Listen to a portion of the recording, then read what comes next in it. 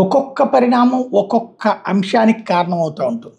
ఇప్పుడు జరిగినటువంటి ఈ వివాదాలు ఏవైతే ఉన్నాయో ఇప్పటికైనా ఆగుతారా అంటే ఆగే పరిస్థితి కనిపించట్లేదు. ఏదైతే నల్లపరెడ్డి ప్రసన్న కుమార్ రెడ్డి వర్సెస్ వేమిరెడ్డి ప్రశాంత్ రెడ్డి, అలాగే హారిక అని టార్గెట్ చేసినటువంటి గుడివాడ ఇన్సిడెంటు, దాంట్లో దాడి చేసినటువంటి ఉదంతం, వీటన్నిట్లలో కనబడుతున్నటువంటి ఏకైక అంశం ఏంటంటే రాజధర్మం మిస్ అవుతుంది. రాజధర్మం అంటే రాజు న్యాయం చేయాలి, రాజు న్యాయం చెప్పాలి, న్యాయం చేయాలి, న్యాయాన్ని ఆచరణలో పెట్టాలి. సరే, సాధారణంగా వాళ్ళకు ఒక ఎగ్జామ్షన్ ఉంటుంది రాజుకి, తన కుటుంబం వరకు మినహాయింపులు ఉంటుంటాయి.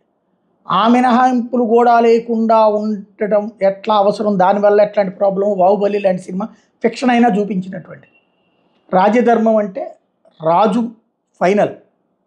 ఈ రాజధర్మంలో ఆ రాజు న్యాయబద్ధంగా ఉండాలి, స్వార్థంగా ఉండకూడదు. తన వాళ్ళు అనే స్వార్థం వైపు రాజధర్మం కనుక వెళ్తే రాజ్యానికి ప్రశాంతత ఉండదు. ఇది గుర్తుపెట్టుకోవాలి. ఇప్పుడు అంబటి రాంబాబు పోలీస్ స్టేషన్ దగ్గర ఎందుకు ఆందోళన చేస్తున్నాడు?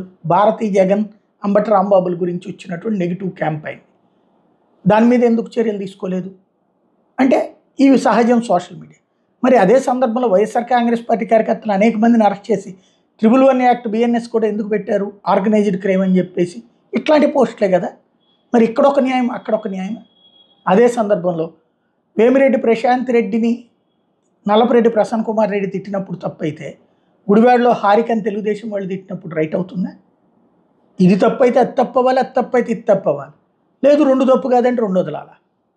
అలాగే నల్లపరెడ్డి ప్రసన్న కుమార్ రెడ్డి ఇంటి మీద దాడి చేస్తే కేసు పెట్టము, అదే ఇక్కడ గుడివాడలో దాడి చేయించుకున్న వాళ్ళ మీద కేసు పెడతాం. ఇది రాజధర్మమేనా? బాధ్యతాయుతమైన ప్రజాస్వామ్యమేనా? ఇది ప్రజల్లో చర్చించుకోరా? మన కార్యకర్తలు సంతోషం, మనల్ని అభిమానించేవాళ్ళు కరెక్ట్, కానీ రెస్ట్ ఆఫ్ పీపుల్ ఇదే కోరుకుంటారా? రేపు వేరే ప్రభుత్వం వచ్చినప్పుడు ఇట్లాంటి చర్యలు మన మీద చేస్తే యాక్సెప్ట్ చేద్దామా? అప్పుడు అసలు అడిగే హక్కు ఉంటుందా మనకి? అవతల వాళ్ళని బాధ్యతగా ఉండమని చెప్పే హక్కు ఉంటుందా? ఆలోచించుకోవాలి కదా.